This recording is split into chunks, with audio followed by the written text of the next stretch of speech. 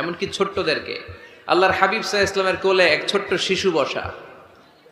আল্লাহর হাবিব সাল্লাল্লাহু আলাইহি ইসলাম দাওয়াত খেতে গেলেন, এক ছোট্ট সাহাবী শিশু এসে আল্লাহ রাসূল সাল্লাল্লাহু আলাইহি ইসলামের কোলে বসলো। খাবার দেয়া হলো, ছোট্ট মানুষ বা হাত দিয়ে খাবার এটা ধরে ওইটা ধরে ওইটা ধরে, আছে না এরকম? বাচ্চারা দেখবেন খেতে পারবে এতটুকু, নষ্ট করে এতগুলো, এইটা ধরে ওইটা নেয় ওইটা ফালায়।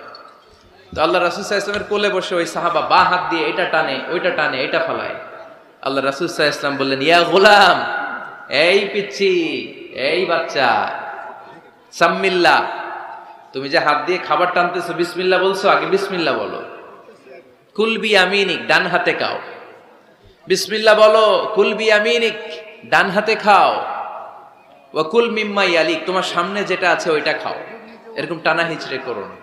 ওই সাহাবী বলেন, এই যে তিনটা কথা, তিনটা গাইডলাইন আল্লাহর হাবিব সাল্লাল্লাহু আলাইহি ওয়াসাল্লাম খাওয়ার আগে আমাকে দিয়েছিলেন, আমি মরার আগ পর্যন্ত এই গাইডলাইনের বাইরে কোনোদিন খাই নাই, সবসময় এভাবে। তো